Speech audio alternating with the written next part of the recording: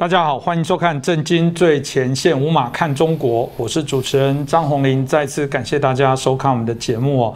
我们在前几集有提到了这个孙中山三民主义，包含他创立的黄埔军校，然后成立国民革命军，誓师北伐，然后希望来解决中国长期以来分裂的一些问题哦。当然，我们也看到了这过程当中，大家认为北伐成功一个很重要的原因是三民主义认为这个总是我们最简单的说法，就是让这些所谓的国民革命军知道为谁而战，为何而战，因为这部分来讲，对于思想的统一，对于团结军队能有清楚的一些规划，所以三民主义功不可没。台湾早期来讲，以我这年代都知道，我们在学生时代都还是要念三民主义，当然后来很多环境的一些改变，不管什么原因哦，这慢慢的三民主义又随着这个我们讲的在台湾了，就慢慢的大家很少去谈，甚至有人谈到三民主义会说没有明治冥想，他说不是啊，这个你要到华盛顿看他列的，这不是三民主义的这些内容，所以这个我觉得值得我们好来关注。那也因为辛亥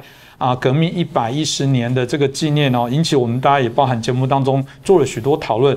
三民主义至少慢慢大家又想去把它梳理出来，去了解一下。那我们开心邀请到透视中国的高级研究员，也是台大政治系的荣誉教授闵君正老师哦。闵老师你好。主持人洪林老师好，各位观众朋友们大家好。老师，我们刚刚提到了，当然就是三民主义哦。当然这个我们刚刚提到，很多人搞不好现在都有点错乱，要赶快 Google 一下哦。当然第一个谈到的是民族的这个民族主义啊。这有点有趣哦，因为刚刚私下我跟闵老师也在聊，其实某些时候现在大家在谈全球化，在谈到地球村，在谈到一体，那个很清楚的在划分你跟我，就像台湾一样，内部也会有那个什么闽客啊、原民啊等等，当然那是很清楚自己的根、自己的源，这很重要，自己的母语。但某种程度，大家又认为，在某些时候，大家应该有一个更大的共同价值，而不是用血缘就想要来做某些绑架。所以老师是不是就把这整个三民主义的内涵，我们从民族主义来谈起，到底我们的民族主义或者原来孙文的这个概念哦，跟现在包含中共解读有什么样不一样？老师是不是可以说明一下？对，那个孙中山当年呢，是因为革命中间碰到很多困难，虽然有很多号召，但发现说大家这心智不齐，所以才把理想呢慢慢整理出来，变成三民主义。其实他当时书不是他写的，他是演讲。这演讲稿是后来人家整理出来，然后他稍微修订了一下，大概是这样子。当然比他原来那个设想呢少了大概1半多一点，但基本的原则还在。应该这样说吧，文字不算太短，但是我们时间有限呢，我就挑几个重点来说。在我看见这个民族主义里面呢，大概有4个大的重点。第一个大重点是排满革命。孙中山排满革命呢，跟一般人想象不太一样。准确的说呢，他反满清不反满人，他反满清政权但不反满人，所以他是一个中正平和的民族主义，不是一个比较狭隘的民族主义。然后在推翻满清的前后，他提出口号叫做五族共和，汉满蒙回藏五族共和，所以我刚刚说他是一个比较中正平和的想法。那为什么这样讲呢？大家说中共也在提倡民族主义，但中共民族主义比较狭隘，各位会注意到，你说怎么会狭隘呢？很简单，动不动说人家入华，动不动就怎么这玻璃心，这表示说你对自己民族是没有信心的。一个有信心民族就是我晓得我怎么样在这个国际之领当中安身立命，人家批评我讲的对，我认下来，然后我去改；批评不对，我恰当反击。现在不是中国什么动不动就说入华，所以这不是一个很正常民族主义啊，这第一点，排满革命。第二点呢，孙中山在民族主义里面特别强调什么？中国的道统，尧舜禹汤文武周公一路上下来的这道统，然后从这衍生出对于固有文化的肯定，对于固有智能的肯定，更重要的是对于固有道德的肯定。但在肯定了中国之后呢，我说它不是一个很狭隘的东西，为什么呢？因为它去肯定了西方的长处，我们学习西方的东西，所以没有什么所谓大中国玻璃心那块东西啊，这第二点。第三个特点就是他说，这个建立民国之后呢，国内各民族一律平等。这东西这个大家没有太注意，但你很注意看的话，在当时呢，建立了35省、12个院辖市跟西藏、蒙古2地方。西藏、蒙古2地方呢，就是一个平权的做法，就是给予这个宗教也好，文化也好，跟汉民族不太一样的这些少数民族地区呢，给你相当的空间。那你说今天在台湾我们没有做到的事，我们有做。在台湾我们做什么事情？请各位注意看。第一是我们对原住民的肯定跟保护，这点你就非常熟悉了。我们在国会里面给原住民是过高比例的代表，对不对？原住民人口没那么多，对，但我们给的比例比较高。我们113席的立委有6席是原住民的委员，远远高于原住民在台湾内部人口的比例啊，这是第一个。第二呢，新住民，我们对新住民相对是宽容的，我们对新住民当然我不是说完全平等，没有这种事情。新住民你在吻合一定条件之下，你可以申请我们的国籍，条件符合，时间到了就可以拿到国籍，然后享有完全同等的权利。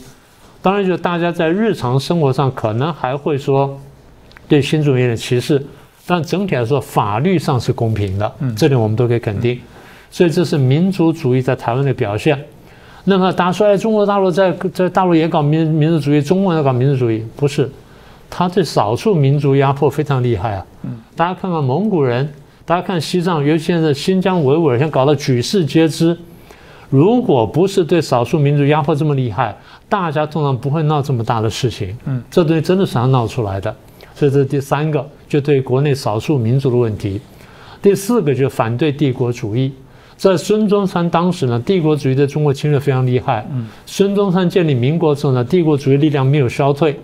虽然你说很多大国家回去打这第一次世界大战了，但是苏联跟日本又把手伸进中国里面来，而日本伸手更厉害，甚至打进来了。所以对孙中山来说，从民族主义的这个另外重点就是我怎么反对帝国主义，简称就是反帝。他的设想是联合世界上以平等待我之民族共同奋斗。这是一个很好的原则，但在国际政治上讲呢，略为天真。我们教或者研究国际关系的常讲说，国际之间没有平等对待的民族的。那所以有人也对我不错，对，为什么？简单说，有共同利益，或至少有平行利益。所以我们不说看不起人家，也不是要求人家，我们只是说，在有共同利益、平等利益之下呢，我们好好跟人家合作。就像今天。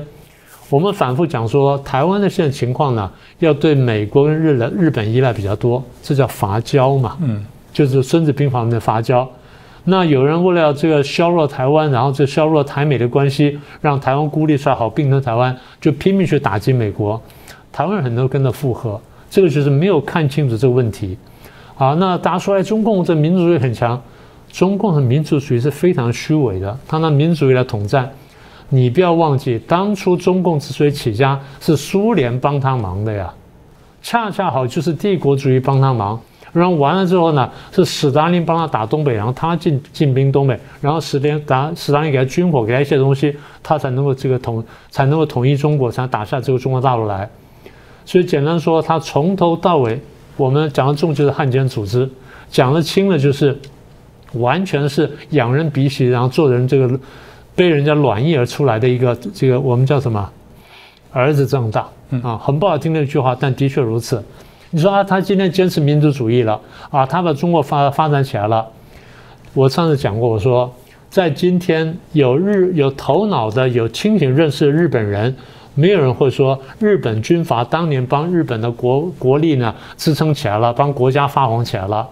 今天呢，有头脑的德国人也不会讲说当年纳粹对德国贡献多么大，或者说日本军阀发扬了日本民族主义，然后纳粹发扬了这个德国的民族主义，你会这样说吗？你不会这样说了。而中共今天玩的一些东西呢，基本上就是反美，打着反美口号，但其实是削弱台美关系。我觉得这个才是我们真正要认清楚的。是，的确了，就是中国当掌握一些话术说了算，在国内也没有办法让大家畅所欲言。我必须说，中共内部现在越一言堂紧缩，没有办法持平来谈。常常我们自己以台湾的角度来说，会说你在说什么话？你自己以前做的事现在不在做。比方说，美国你不要干涉中国内政哦，台海的问题你不要介入。那刚刚老师一语道破说啊，那俄罗斯连是苏联啊，苏联那时候介入中国内部，你要不要去抗议说，这我们家自己的事，你不要来管？没有啊，你不是就找别人来帮助你，就反正你说了算。这个就知道这个民族主义它的解释也狭隘的部分来谈。当另外一个民族主义接下来谈民权啊，那老师，那民权主义在孙中山的这个三民主义里面，民权到底谈的是什么样的一个民权呢？大家读民权主义啊，会比较容易读到表面东西，什么三权五权，那个当然很重要，我们等一下再说。但是回头来看，民权主义的最基本精神呢，叫做自由民主主义。什么叫自由民主主义呢？用英文来说叫做 liberal democracy， 也就是民主政治当中有多个流派。孙中山所相信这东西呢，比较接近我们所谓自由主义学派的那个流派，所以它是更开阔一些、更自由一些的。这第一个特征啊，自由民主主义。第二就是孙中山在里面标举是天赋人权，这是西方的一些思想家呢在近代之后慢慢发展出来的。天赋人权就是人的权利是老天爷给他的，人人生而平等。大家觉得很有道理，对不对？共产党不是这样想的。共产党怎么想的？共产党想说人是有阶级的，阶级之间必然发生斗争。所以人没有平等的，阶级是相互压迫，所以被压迫阶级就要去打那个压迫阶级，然后最后就闹了这个阶级战争或阶级斗争，这就不是天赋人权啊。这第二点。第三点呢，孙中山相信的就是从天赋人权往下推呢，就是主权在民。这点我们再详细说。主权在民就是说，最后这个国家最高的统治权交给谁，由老百姓来决定，这才叫主权在民。那么共产党讲说，共产党在中国执政是历史的选择，是人民的选择。好，那什么时候选的？100年前选的。那100年后我后悔了，我可不可以改变？不能。对，我可不可以改变？那这就是很关键问题。既然是人民选的话，那人民有改变的权利啊。所以中共相信的绝对不是主权在民，虽然他嘴巴上一天到晚讲说民主民主，但他的民主跟我们的完全不一样，这你已经讲过很多次了。那么孙中山相信的主权在民，也就是说主权绝对不是一个政党，绝对不在一个政党手上。虽然孙中山组织了国民党或革命党什么等等，但他最后是要把政权放出来的，就放给大家公平竞争。共产党的信念是主权在于一个政党，在一党专政，他已经讲了。而且呢，这个共产党是由什么组成的呢？共产党是由经过特殊训练培养成的共产党员组成的。这个共产党员比别人优秀，他们这样认为的，比别人优秀，所以他应该享有特权。在政治上享有特权，在经济上享有特权，在生活上享有特权，在一切事情都享有特权，甚至在即将浮现的机会面前，共产党员都比较有特权。一旦共产党员有特权之后，他就变成一个特权阶层，每一个共产党员变成特权分子，而这批人构成了特权阶层。你说特权阶层也可以啊，特权阶层有多少人？共产党员有多少人？9000多万人，大概1亿人，就算1亿好了。中国现在号称多少人？14亿人，1亿党员是很大的一个数字了，它比很多国家总人口都多了。好，1亿人在14亿人当中占多少？占1/14，算出来是多少？7.2%，7%，连10%都不到。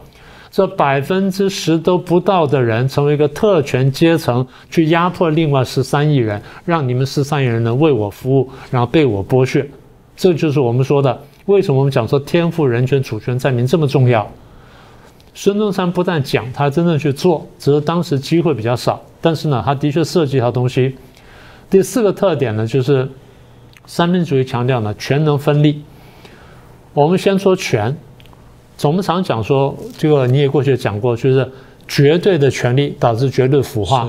如果一个国家或一个政党，它的政府或者执政党权力完全集中的话，没有分割的话，那非常危险。所以我们常讲说分权而制衡，就是把政府权力分割几个。西方流行是分3个：行政、立法、司法。孙中山是分成5个：行政、立法、司法、考试、监察，分成5权。分成5权好处就是5权各司其职，但是呢相互制衡。当说相互制衡不是对这效率有影响，是相互制衡对效率有影响，但是相互制衡对保障人权有帮助。这个东西你是最清楚的，因为你做工督谋，你一天到晚看的东西，你的感触最强烈。那么也就是，即便是我们选出来的立法委员，有的时候都可能会滥权，都欺负到我们。是，所以我们派选出来的代表，我还是监督他，我要用这代表去监督政府嘛。我们不在做这个事吗？所以第一呢，分权而制衡；第二就是权能分立，也就是政府有权了，我把它分割了，让它互相牵制，但是也互相工作。但是在这个之上呢，让人民有权利去监督政府。人民有哪些权利呢？选举、罢免、创制、复决。选举、罢免权大家一般了解。什么叫创制权呢？创制权就是我们人民觉得需要这法律，但是我们的国会或代议士没有立这法律，我们大家集合起来，经过一定的程序之后，我们推出这法律出来，然后通过之后呢，就变成法律了，叫创制权。复决权现在台湾已经有了嘛，我们一天到晚复决嘛，公民投票就复决了。复决权就是有重大事件，然后政府不好自己决定的时候呢，就交由民意来投票决定，叫复决权。所以政府有5个权，然后人民有4个权，人民用4个权去监督政府，既监督个人也监督法案。选举罢免针对个人，创制复决针对法律，所以针对个人也针对法律，这是人民的权利。共产党相信什么呢？一党专政，政府有权，人民是无权的。你现在看到哪一个人民可以监督政府？在中国大陆里面，不要说监督，他讲2句抱怨的话，你看看，明天就消失了。所以这就一党专政，对，一党专政看起来很有效率，但是我常讲说，效率的另外一部分，一方面是践踏人权，另外一方面就是太有效率，政府就有危险的。为什么呢？他的决定做了对的时候看起来非常好，决定一旦做错之后，那个代价是非常惨痛的。3面红旗了，或者文化大革命就是如此。好，这第4点。第5点呢，民权主义的特征呢是宪政主义。孙中山呢是留学美国，他相信成文宪法，因为美国是成文宪法。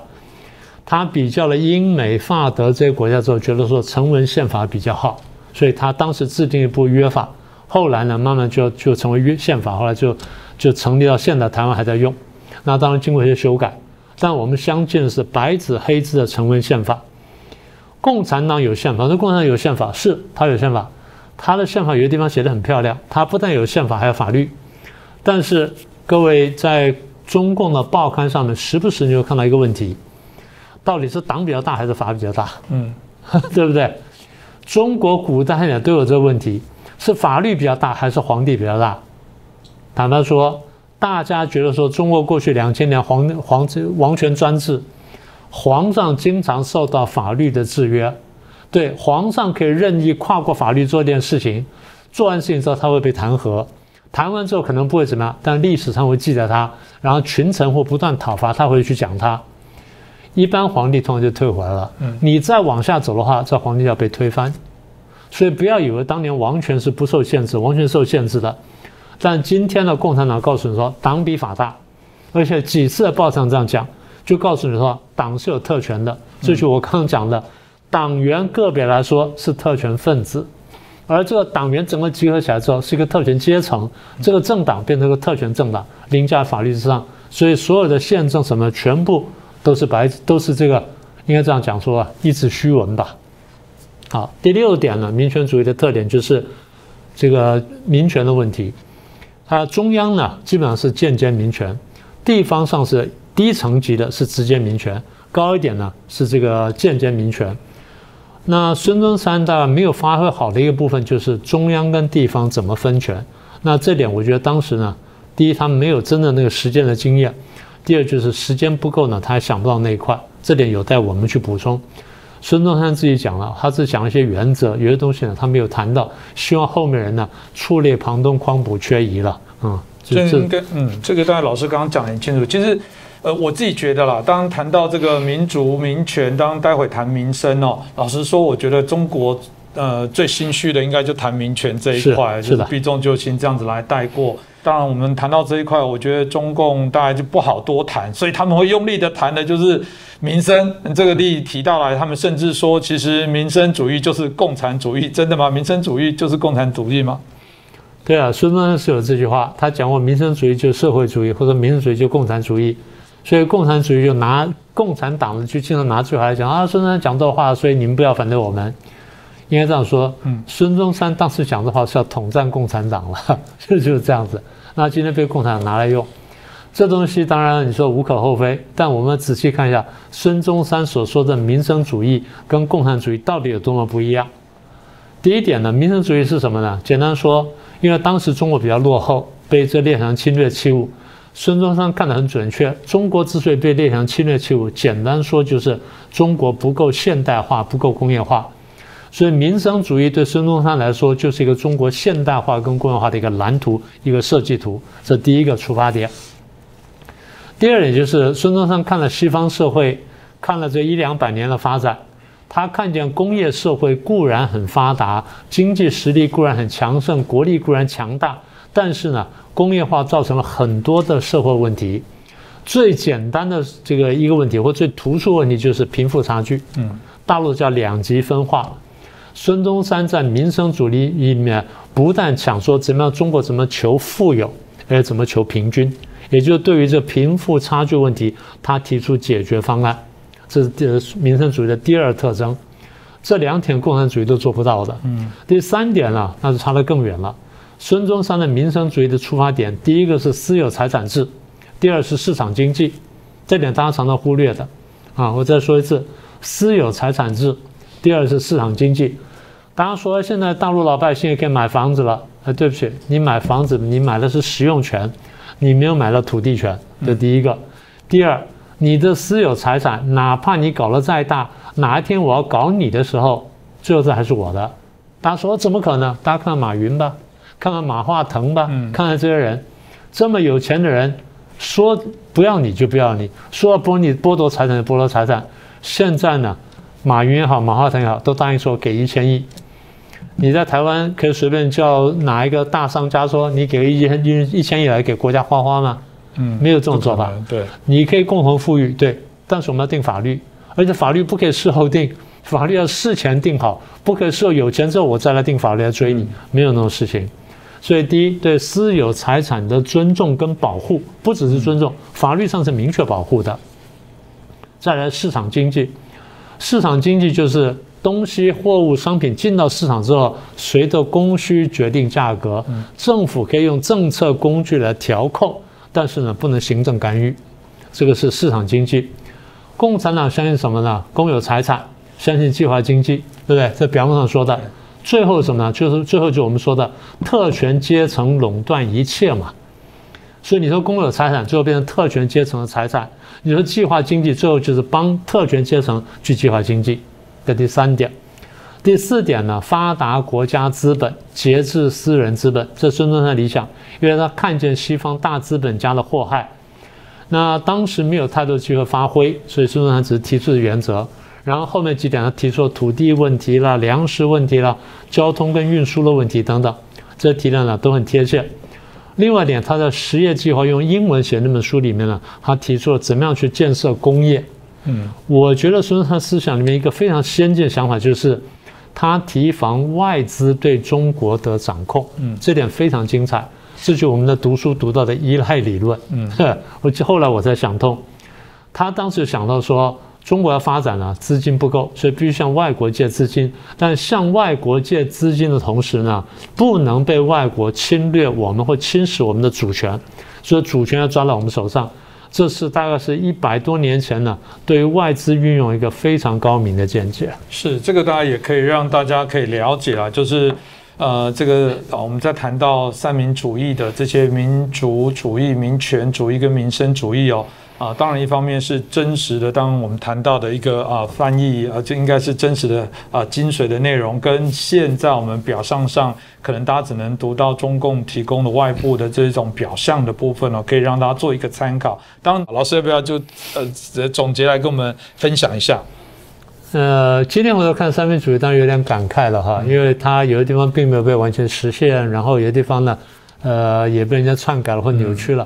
不过整体来说呢，在100多年前，帮中国当时面对列强侵略欺侮，你要找出一个正确方向，指引大家去努力呢，那是件非常不容易的事情。大家觉得有什么了不起吗？不是，写出来你看没什么了不起，没有写出来的时候你要写出来看看。大家说不很容易，我说你写写看，这样子你不要写三民主义了，你就写写看台湾今天面对哪些问题，然后台湾未来100年内可能碰到哪些问题，然后你提出解决方案，写出个台湾版的三民主义看看，你就晓得有多困难，对不对？因为孙中山当时面对的是列强，今天台湾面对至少是中共吧，你怎么解决这个问题？如果不是的话，那我们哪有这么多每天晚上的新闻节目好谈呢？是不是？好，这是第一点。第二点呢，我们可以看到，我常常提醒我的学生啊，孙中山是医学院同学，然后我们是社科院的同学，我们社科院同学眼睁睁地看着一个医学院的同学写出了一本社会科学院的书，而这本书呢，指导中国的发展100年，到今天为止，很多地方还可以参考，这很了不起。我刚刚讲说，你能帮台湾写一本书，100年之后还能用，那真叫了不起了。所以第二特征就是，孙中山在100年前读了很多西方的书籍，也观察了西方的政治、经济、社会的发展，尤其是观察工业革命之后的整个社会的变迁。他提出的东西，这个东西呢，基本吻合世界潮流。什么叫吻合世界潮流？放到今天呢，你看它大体还是对的，这叫吻合世界潮流。我们刚刚说了，工业化、私有产权、市有经济啊，市场经济，再来是社会平等，然后政治民主、文化多元，这就是今天的精神。孙中山在100年前看见这精神，把它写出来，告诉你说，你这样一步步走下去，可能可以走得到，是这样子啊，对不对？今天回来看，那否则中国为什么一天到晚可以拿孙中山出来讲说，你看我们实现孙中山什么？对，他实现孙中山什么东西？孙中山实业计划里面几个大港口跟铁公路，对，那是最简单最低层东西了。但孙中山讲的比较高层的东西，就像你刚你所说的民权主义，他一点都没有实现。所以我说第二点的特征呢，就是吻合世界潮流。第三就是我刚刚那句话了，远远优越于共产主义。你说共产主义今天表现很好，刚才我们已经把几个指标都摊出来了，民主主义、民权主义、民生主义这3个指标，共产主义跟三民主义来比都比不上。为什么比不上呢？简单说，大家回想一下，如果1949年中国当时走的不是共产主义，走的是三民主义，今天的中国会是什么样子？我只说一个最简单的例子，今天中国大陆14亿人，号称国民所得呢是平均呢是1万美元，号称1万美元。台湾现在是25000美元，简单说，台湾国民所得是大陆2倍半。如果中国当年走了是三民主义而不是共产主义，国民所得平均是25000美元，就现在2倍半。你觉得今天中国是一个什么样的中国？是不是这样子？其他很多我就不详细说了。简单说就是这样走下的话，第一，中华民族呢这70多年来少走了弯路。中国人呢少了很多流血，少了很多牺牲，少了很多剥削，也没有特权阶层。简单说，今天台湾的所有成就，你说好也好，不好也好，走了三民主义的中国大陆，绝对比今天台湾要强，是不是这样子？台湾只能是一个起点，所以你拿今天大陆跟台湾比比，差得远了，差得远了。所以抚今追昔，我常常讲的说，台湾现在走过来了，也忘记三民主义了。中国大陆呢，因为统战的关系，因为政治斗争的关系呢，也抛弃了三民主义。大家如果回去认真再读一下三民主义的话，可能对中华民族甚至对两岸都会比较好一些。这当然也是我们很期待的部分，让大家可以去理解了。因为毕竟以中华民国的这些脉络里面，三民主义所带动刚刚提到的许多的政治经济的一个雏形，老师刚刚提到的这个可以延续这么长的时间来做讨论，这个我觉得也是老实讲，我们观众朋友很多很海外的，甚至当然中国籍的这些朋友都说，拜托台湾你们一定要守住，因为你们是我们认为证明华人是有能力来使用民主这东西，我们不奴性。因为中共最常说的部分就是，如果不用共产党的管理方法，14亿人会乱会乱台湾就要证明就不会乱啦。我们政党轮替也没有流血，即便你现在看到的吵吵闹闹，我认为这都是在民主运作过程当中大家的一个挑战，包含台湾现在在进行罢免，这就是台湾不断人民的公民课程跟运动没有停止。我觉得台湾是一个值得骄傲，这样的怎么会是中共的共产党的体制这种威权的方式想来取代我们，难以想象。我觉得台湾民众也无法接受这样的方式了。那再次感谢明居正老师，也感谢大家的收看，也请大家继续支持我们。如果觉得我们节目很棒，欢迎帮我们点赞、转传、分享，当然也欢迎大家留言给我们任何的一些建议跟指教。再次感谢大家。各位震惊最前线的好朋友们，我是主持人张宏林，欢迎订阅我们的频道，也记得打开小铃铛，掌握最新节目通知，让精彩评论不错过，更欢迎留言、转传影片。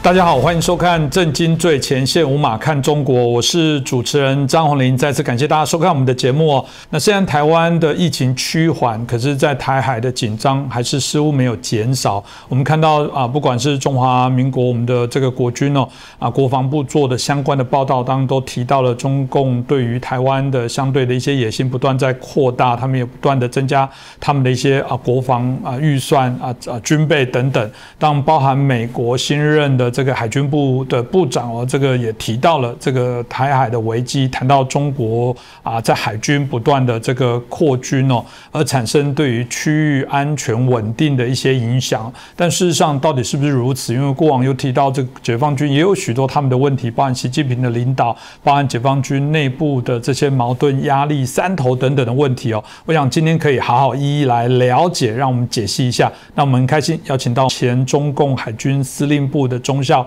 姚晨姚中校，我们欢迎姚中校。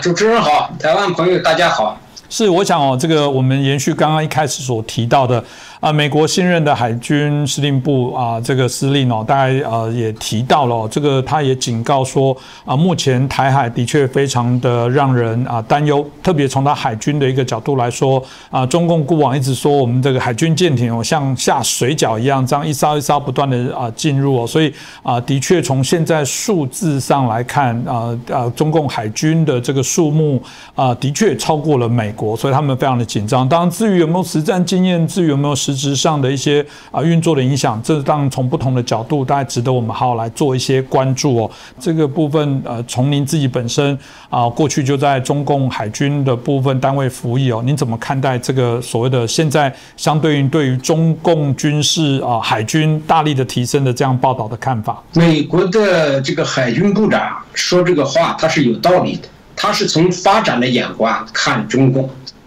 因为中共是个集权国家，他这个造舰在武器这个装备方面，他想干什么就干什么，他可以动用全国之力。这个美国呢就没有办法像中共这样随心所欲的发展他的武装力量，尤其是海军、海空军那您刚才一讲了这个，从数量上看。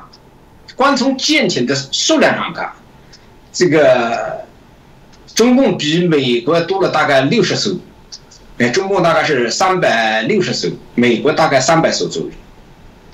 但是吨位上来讲，中共比美国还差了100万吨，因为中共大概是250万吨，美国大概是这个350万吨，因为美国的军舰大。中共呢舰艇虽然小，因为中共一直以来，它执行的是近海防御，它不需要造很大的军舰。你比如说它的这个护卫舰，056，022，这是很小的舰，它近海防御，它主要的执行的是以多胜少，以快胜慢，这个运用这东西，它是近海防御嘛，它不是远海作战。美国执行的是全球战略，这个不一样。当然，你说除掉这个装备，这个军事装备就是军舰和飞机不能单单的拿出来作为军事力量的这个单一的目标，它其实里面还有8大因素，我们已经这个在研究的时候也看得出来了。武器装备的性能不是说你多少性能问题，指挥作战的这个信息化，军兵种的协同能力，导弹超视距的打击能力，战场态势的控制能力，电子网络战的战术手段，就4位一体的综合打击能力和后勤保障能力，这8个方面综合的考虑武器装备的作战效率。所以在这后面这个几个方面呢，中共是比不上美国的。主要的是，中共自建政以来就没有打过像样的海战，它这上面基本上等于0，没有打过战，就是没有打过这么像正规的这种海战，它没有经验。除了这8个方面有跟美国比起来，它有相当大的差距外，它主要是作战经验还不足。这是考虑到武器装备的这个方面。如果说美中之间现在开战，那中共就是被动来打，毫无疑问是被动来打。但是战争呢，往往不是说武器装备能，它的胜负不仅仅是武器装备能决定的，真正的决定战争胜负的因素呢是人，不是物。从这个军队的这个作战信心这方面来说，中共解放军根本就不如美军，因为解放军现在普遍的，我们这一段时间就在研究解放军到底怎么样。实际上他不怎么样，他这个习近平基本上都表面上听习近平的，而且内部对打台湾的问题上，他们没有多大信心，因为隔了一个台湾海峡，啊，又有美日协防，台湾的现在防御能力又这么强，风险太大，这个打得不好，就小命就没了。这个是主要这个从这个士气和战斗意志方面来讲，解放军根本就不如美军。美军经历过多少战争呢？美军的士兵真的是这个全世界的这个保卫民主自由啊，从各个方面，它的战争是一种正义的战争。然而解放军这边呢，它只是一个政治挂帅的军队，它是为了它整天的应付是怎么样保共产党这个政权，怎么样应付党内这种斗争。所以中共的军队呢就是美国这个海军部长讲的这个话呢，当然他从装备上说是这么回事，但实际上中共跟解放军跟美军作战，它是常规作战方面它是不可能胜利的，就是说这一点可以定性。但是美国的部长为什么这么说呢？我刚才说了，中共虽然目前经验和各方面的不足，他在加速的这个准备。你看他为什么这一段时间这2年来为什么频繁的组织演习？他就是在练习各军兵种之间的协调、指挥、信息化。他就是在练着，你别以为他就到台湾来转转，就是他在练习这些东西，因为他知道他的不足。所以我觉得这个部长的说这话呢是有的人说是想从国会多拿点钱，当然这个肯定是要多钱嘛，对吧？你没有钱，你没办法去适应未来战争的需要嘛，啊？但是呢，军人们宁可把这个危险性讲得大一点，防患于未然，啊，考虑问题从坏的方面考虑。但是就是双方来作战的，如果作战的话，中共不会傻到跟美军点对点作战，他会有他自己的不对称作战的手段，都是就是军事上有一种讲法，就是一有胜劣，无有一己之长，其地之短。你不能说解放军这么个状态就没有自己的长处了，他的长处是很多的。所以说，美军到中国附近来作战，这个美军的装备的优势就大打折扣了。是，我想这个姚总中校大概也把这个中国海军发展的状况的几个一些面向大家也可以很清楚的让大家了解。当然都知道，现在这个西方的民主国家对于我们不管自由航行到台湾海峡，或者我们看到在南海方面的这些所谓的重新盘整集结这个演习，的确现在不断的频繁那前阵子当然发生的一件事情是美国的核子动力潜艇这个据说撞到东西。当然实际的状况这个都要看美国会公布到多么的详细。当大家也会发现说，哇，这个他们这个最新型的这个核子动力潜艇，显然好像已经部署到南海这个地方了。那已经有人说，哇，已经到中国的门户前从您的角度来看这个事件有没有凸显或者值得我们持续应该要关注的内容呢？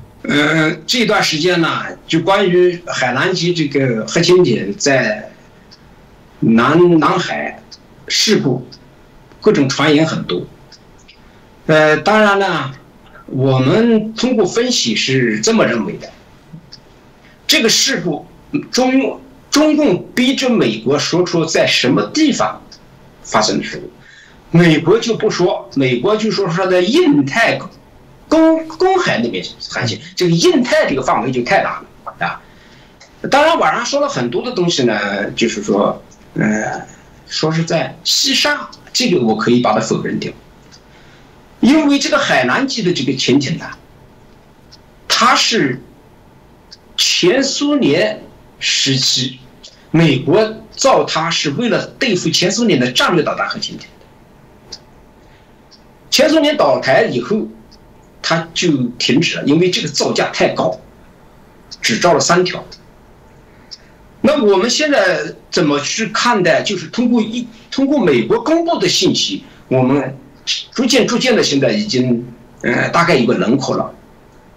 第一个，根据这个核潜艇到南海的任务来定，从任务上来说，它是冲着住在海南岛亚龙湾的中共第2核潜艇基地去的，它是对付094战略导弹核潜艇，它的功能就是专门，它的上面的设备专门就是对付它的，这是一个。我认为不会在西沙，它到西沙干什么？美军这么昂贵的军舰到西沙去，没有理由去。一个是，西沙水面就是水下的地貌非常复杂，它基本上下面都是珊瑚礁。对吧？我们在西沙时候潜水过了就知道，那个地方的海底是很复杂的。中共的核潜艇都不到西沙去，从来没有到过西沙。到西沙的潜艇一般都不去，就是水面舰艇、飞机。所以基本上可以排除在西沙。美国人不说呢，就是避免暴露他们的战役企图。这是我认为是在这个亚龙湾的外海发生的事故。第二个呢，就是我们后来通过逐渐的情况明显了就是美国海军发出一个东西出来，要对这个事故进行调查。后面还有一句话，不知道大家注意到没有？要对相关的责任人进行追究。你包括艇长。像这种事情说要对相关的责任人追究，就证明潜艇在操纵上面应该有些问题。什么问题呢？这个潜艇如果在公海里正常航行，它打开的是主动雷达，主动声呐。它的主动声呐一打开以后，这么先进的潜艇，前面有任何东西它都能看得见，因为主动声呐是发出一种声呐波以后，碰到了一个物体以后，马上就返回来，像个这个地面的雷达一样的，根本就不可能撞到一个大型的东西。就是这个可能可以排除，它用的是被动性声呐。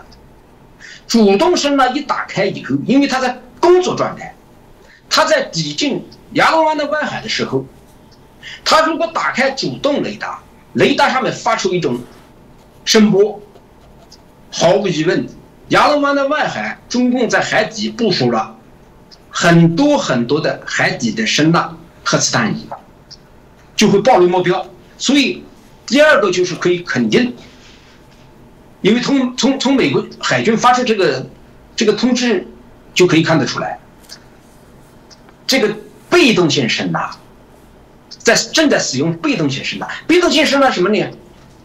是对方发出声波的信息出来，核潜艇接收到了，那么尽量躲避。它为什么没有躲避得了呢？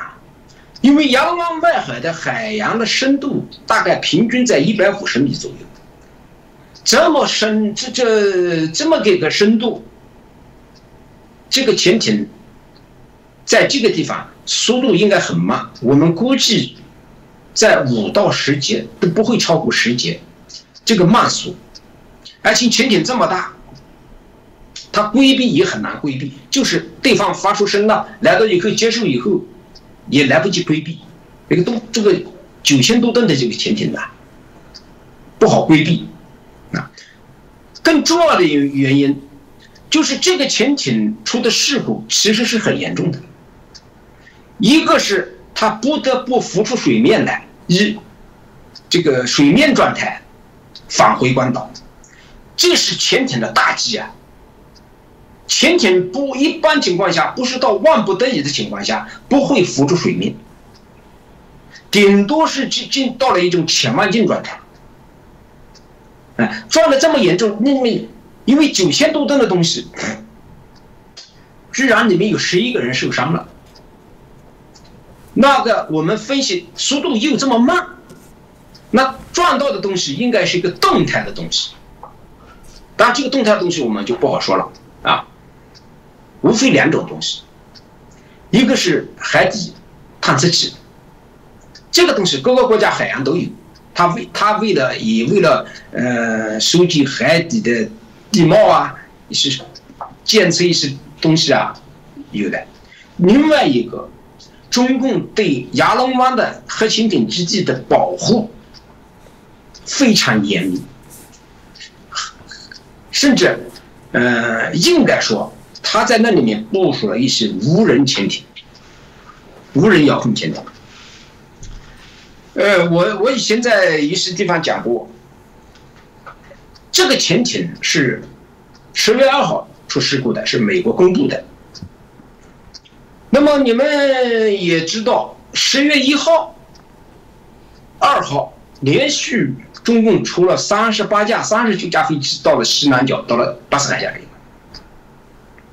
2号潜艇出事，那就是如果说是中共用海底这个探测器或者无人潜艇对这个潜艇进行撞击它，那么在10月1号之前，中共就发现了这个东西，因为它到了亚龙湾外海，它不可能不被发现。亚龙湾外海为了保护核潜艇基地，中共在那边部署了相当多的声呐设备，躲是躲不了的。那为什么说中共既然发现它，为什么不去打它？目前中国还没这个大胆子，也不想惹这么大事，但是也不可能就是说看着就不管了。他为了保护他的核潜艇基地，他要采取一定的手段，就是不轻不重的给你一个难看。所以现在基本上信息渐渐的明了了，这个潜艇就在亚龙湾外海，它的任务就是这个做。第二个，被动性声呐，它没有主动性声呐灵敏度高。第三个，在这个区域被撞的这个东西是一个活动的东西，那不就是海底的？因为潜艇的速度低啊，那个活动的东西的，他们两个相撞的时候有一个相对速度大，才能把潜艇撞到这个程度。啊，你现在看来就是说，您刚才讲的一个很有意思的东西，就是美国执行的是全球进攻战略。美国在海外打仗基本上靠的是航母战斗群，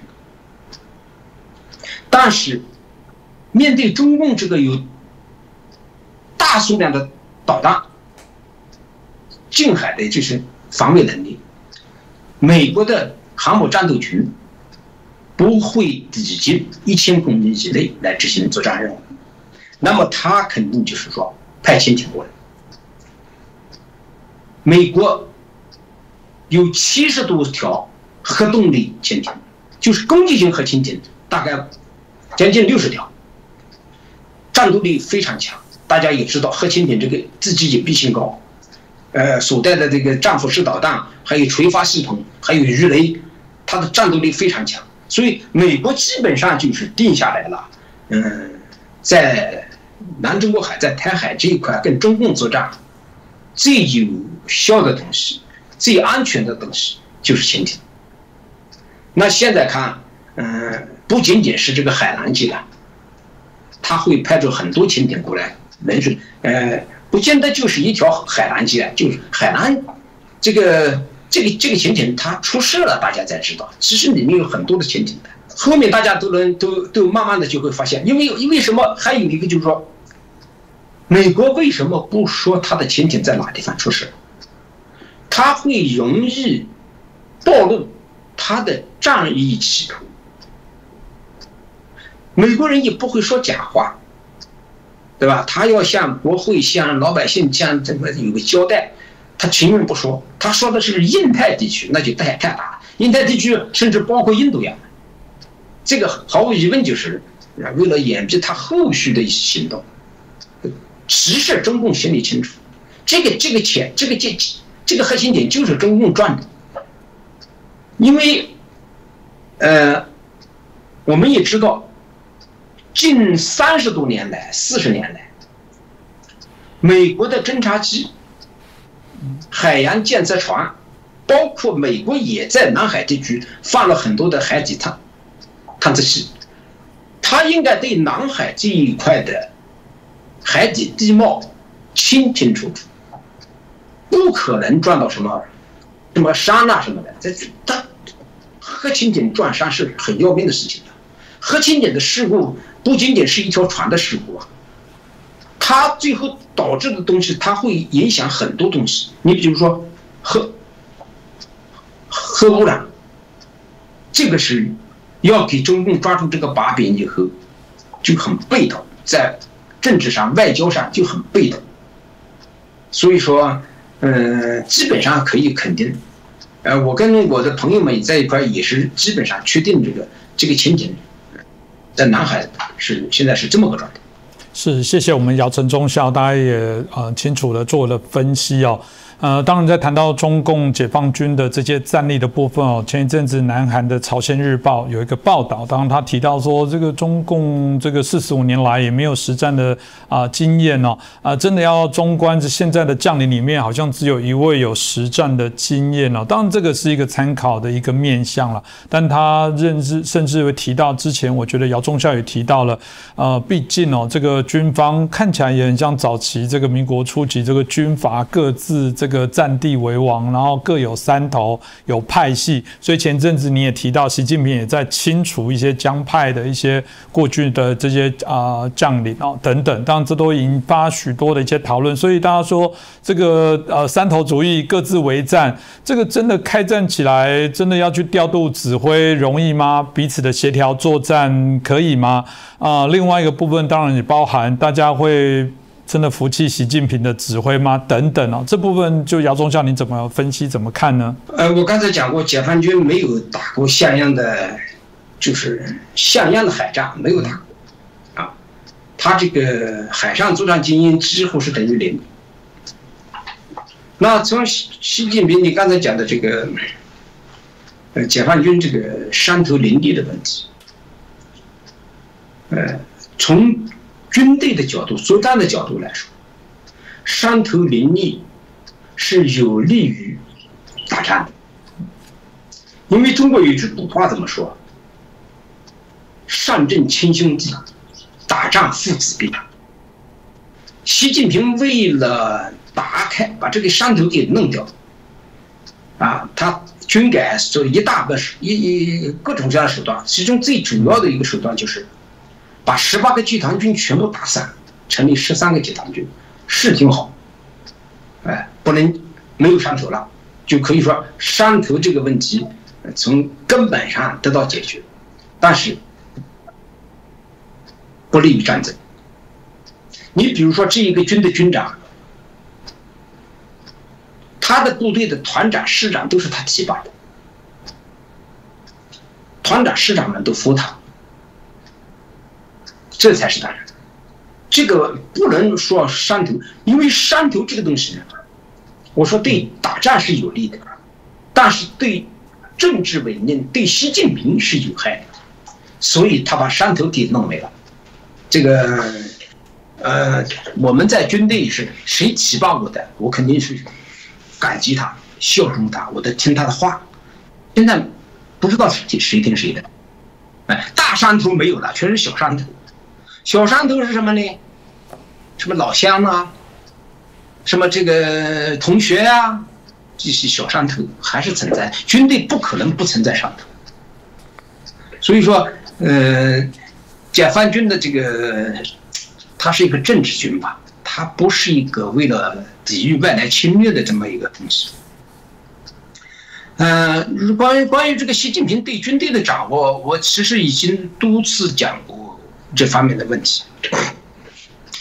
简单的概括一下，就是高级军官处于观望状态，因为习近平到这个程度，这些将军们不知道哪一天习近平到了，他也跟着倒霉了，是吧？第二个呢，就是我们现在正在研究这个问题，这个现象啊，中级军官，就是营团这几级，少校、中校、上校这个军官，因为他们现在考虑的是第二次就业，这些人也掂量，在部队没有发展前途，当不上将军了，他就想早点退役，到地方某一官半职，不仅仅是在这个地方站住脚，而且到地方经济上也比部队好。我后面会谈到这个问题。因为现在看上去军队的军官的工资比地方同级的要高，但是错了。军队这些军官现在没有灰色收入，地方的工资虽然比你低，但是他的灰色收入多。主要的是一个军队不养老啊！你真的到了45岁以后，一脚把你赶出去，地方也不要你了，或者给你安排一个降了3级使用的一个小没有权利的这个职务，他就不划算了。他所以起着早点想转业到地方去站住脚，找个一官半职，这是军队的中级军官，是吧？那个我们现在就讲这个士兵吧，独生子女啊，在台海作战，都知道风险太大，没有几个真的愿意去打这个台湾。那我们最近也看到，中印边疆的问题很严重。我跟西部战区的相关人士吧也聊过这个问题，他们对印度不断的向中国内地这个侵扰，他们非常有意见啊，这才是真正的军人应该尽的责任，就是守疆故土啊。那习近平不让打，习近平不让在中印边疆战争升级，他要集中精力在台海。那西部战区现在越来越不服了。印度现在已经集中了超过了20万的兵力过来。印度为什么这么动呢？主要的还是看到了习近平中共这个内外交困这么个好时机啊。正是这个机会难得，印度才想收复他所谓的失地，所以中印边界问题越来越多。现在又要考验这个西部战区了，西部战区的2个集团军还是不往前走，光靠西藏军区和新疆军区10万人，它基本上属于地方部队，它跟印度的20多万的正规军山地部队没法打。印度过来的基本上都是山地部队。还有一个主要的当兵的，现在我们也知道，当兵的现在有一种概念，就是说，如果要保家卫国，我们就在印度打。而且解放军都认为打印度风险不大。你也看看1962年的中印之战，在那种情况下，中国在经历了3年的这个饿死几千万人的情况下，国民经济到了崩溃的情况下，4天时间就把印度打开了。那个情况下把印度打，那现在中共要是对印度作战，印度也没有办法跟中共打，因为你从综合的国力来说，中共的这个GDP 是印度的5倍，那打仗是打钱呐，对吧？这个点西部战区不是很服，这是一个。第二个，我刚才讲了，打台湾，大家心里都不是很心甘情愿。台湾70多年了，都两岸都是至少说打断了骨头连着筋呐，没必要去打这个打不赢呐。所以这个军队现在有一种反弹的这种情绪，这个现象很严重。还有一个，军人们现在渐渐的也明白了，其实打台湾主要是习近平的个人野心，不是从国家的利益考虑，不是实事求是、力所能及。这2天我们感觉到，在中印边界这个问题上，军队的反弹很厉害。如果有的当兵的这个在网上就跟我说，如果习近平强行命令军队打台湾，他极有可能逼着军队撂挑子不干了，最后又弄成这个，至少说我不干，那我打不赢，我送死，我不干了。这个点是人都怕死的嘛，是吧？打不出结果来，又要送命，不干了。解放军很可能会说最轻的达到这个程度，搞得严重的话都反了。所以外界也不要认为，特别是台湾朋友，不要去认为，台湾什么很危险了。目前他还真的没有，就是装备上也好，士气上也好，很多方面。他真的还是不具备打台湾，那个普京说那个话比较地道，给习近平一个台阶下，是吧？中共不需要打台湾，用经济就能把它搞掉，这个是扯淡，因为习近平打不了台湾，普京给他一个台阶下，你这个不用他打。实际上呢，后面一句呢。普京就说了，在嘲笑习近平了。经济，你中国的经济到什么程度了？还经济收复台湾？你自己都没水没电了，你怎么可能经济呢？这个是很难看的，啊，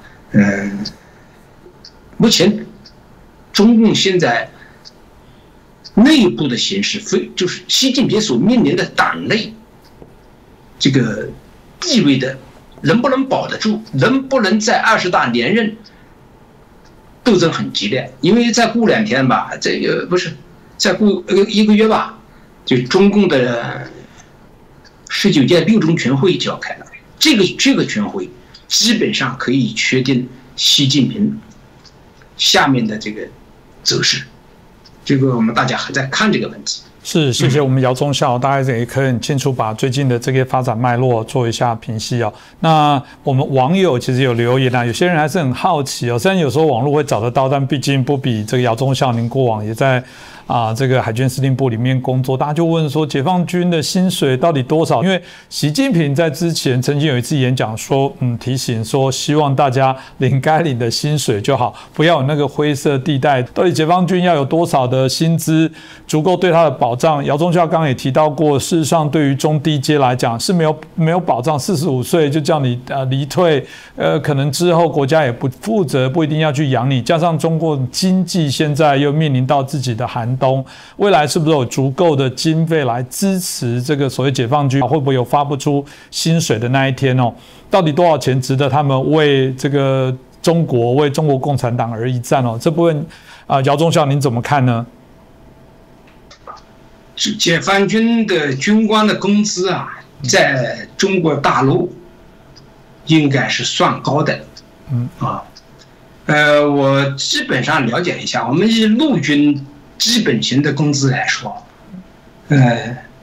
连排这个干部，就是尉官这一些的，大概在5000到7000，就是以陆军的基准单位来说，军官来说，5000到7000。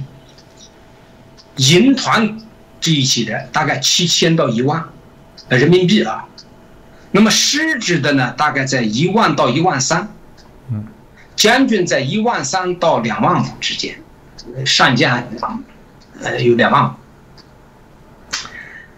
总的来看，它比地方相同职务的人高出20%到40%。我刚才也讲了。地方的工资虽然低20%、40%，但是它有灰色收入。解放军现在是1分钱都没有。习近平的反腐把大家的财路都堵住了，洗脑不管用，给军队加工资。他军队加工资，他这事做得很丑。为什么呢？他去年说要给军官加工资，平均是加40%，这个数目很大。但是他加的是谁呢？他加的是海空军、火箭军，加的是边防海岛部队，他有选择性的。这样一弄的话，大家都不平衡啊！我们在网上跟大家聊这个问题的时候，有的人就说：凭什么他要加这么东西？我没加多少钱的。打起仗来，你不是也要我当预备队上战场吗？我不是说你不加给我钱就说不要我上战场，我照样上战场。一碗水端不平，这是习近平这个是又是一个败笔。中国人讲不讲多少，讲究一个平衡，心理的平衡。毛泽东时候那时候钱很少，也没有见到大家感觉到不公平。这个情况是这样的。另外呢，我们以前这个从我当兵的时候，邓小平说过，军队要忍耐，但是我们的工资很低。军队为什么忍耐？支持地方经济建设，我们能理解。然后邓小平没有把我们财路给堵死，说军费给你们拨的少，你们工资低，你们可以搞开发，赚了钱以后你们分，这样大家就心里也舒服了。我在海南，我在南海舰队的时候，那时候开发费发的甚至超过工资，我们什么都干，倒卖汽车，倒卖彩电，用军队的舰艇、汽车、飞机为地方有偿服务啊，那油都是军队的。当兵的司机闲着也是闲着，这种叫开发。每个市以上单位都有开发办啊。到了江泽民的时候呢，大家江泽民也没有否定这个事情，就是闷声大发财。你们该赚钱你们去赚，军队他要养，打仗真要流血啊。那胡锦涛当然没说什么了，也到了习近平上来以后，他就搞了一个什么军队财务审计条例，我们过去的我们的经费基本上有一半是吃掉的。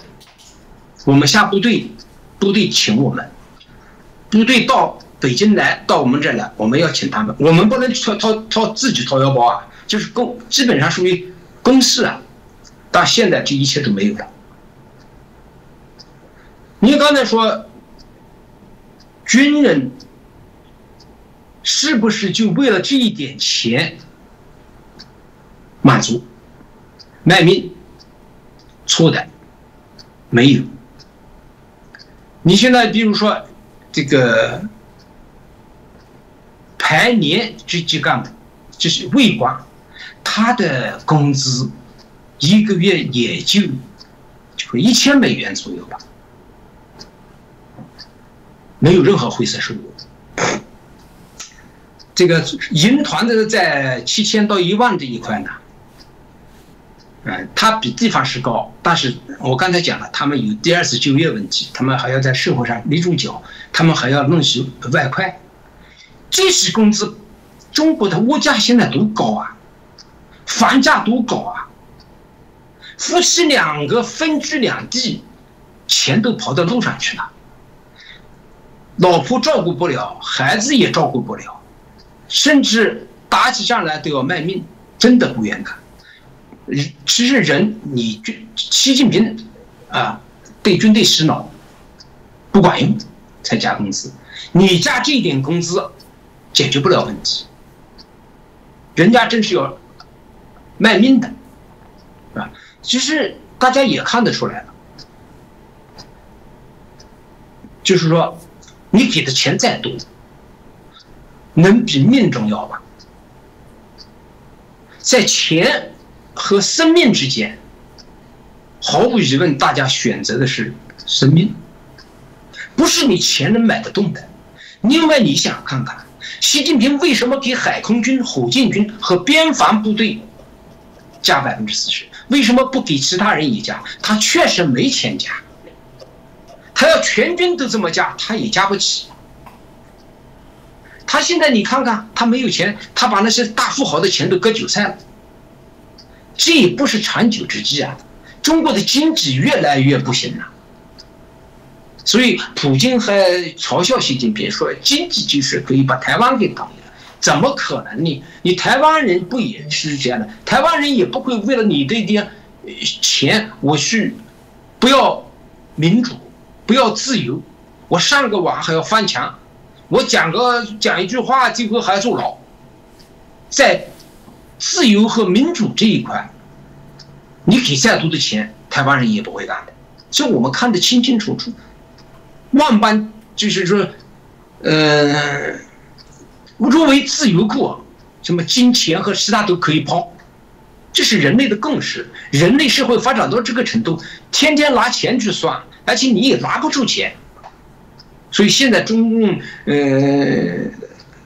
到了这个程度，这真的是到了这个程度。你要为什么后面不愿打仗？我不要那个钱了，我到地方随便转转，我也可以呀。还有一个，我们刚才讲的是军官啊，这个中国的兵，它分2种，一个是义务兵，就每个人当兵有2年的义务兵，这义务兵大概给1000块钱左右，700到1000。就是一个津贴了，补助生活了。那么转了士官以后，就是叫志愿兵，就是职业军人了。他的工资最高也高不过排长，也就是3、5千块钱啊。所以说兵也没那么多钱，也没那么多钱。关键是中共也给不起。习近平现在脑子有点问题在哪里？他想收买军官的这种，收买军官，士兵他根本不管你。士兵大部分就是混2年，回家。现在中国征兵都征不到，因为这些当兵的普遍的人说，我当2年兵，我一个月1000块钱，我在家里随便做小生意，我1年还不是赚个几万块钱吗？所以说，中国这个军队，中国到是什么时候要完蛋呢？就是它的 GDP 增长跟不上它的需求，它就完蛋了。现在好歹还有点钱给部队加点工资，就像您刚才说的样的，是不是什么时候会发不了工资？现在我可以这么说，很多警察发不了工资啊，警察也是国家的这个强力部门啊，发不了工资了，有的工资拖了几个月才发。军队当然他要保证军队了，但是有个能力问题啊。你什么时候能保证住？我现在当兵的现在对这个没有信心了。你中国这个经济现况，当兵的看得很清楚啊。是，我想刚刚姚忠孝大概把解放军现在的薪资，有网友好奇的部分，应该也做了一些分析，给大家来做一个参考。就像刚刚提到了，就是警察如果这个发不出薪资开始延迟了。未来会不会有一天解放军的薪资也延迟？当然啦，理论上从薪资或经费的使用的优先，应该不会一定会说这个苦人民也不能苦军人啊，军人是保家卫国，但军人总还是有他的价值跟使命哦。那某种程度刚刚提了，如果他今天不知为何而战，这军人愿意打这一仗吗？所以大家也可以理解，中国排山倒海一直在谈民族主义，现在在放这个什么很多爱国片的电影在提升过往军人怎么样为祖国在努力贡献哦，但他还是不敌最直接的现实的这些问题。过去我们在台湾也说，这个文官如果爱财，武官怕死，这个国家就完蛋。如果有一天像姚忠耀所提到的，今天这些武官也面临经济上的问题，然后必须要有一些灰色的这个地带的一些经费哦。您刚刚也提到了，过去解放军可能怎么样找到自己的一些外快。我相信啦，这个部分大概是习近平永习派会说，对啊，这就是军中改革啊！你看以前多贪腐，以前多糟糕等等。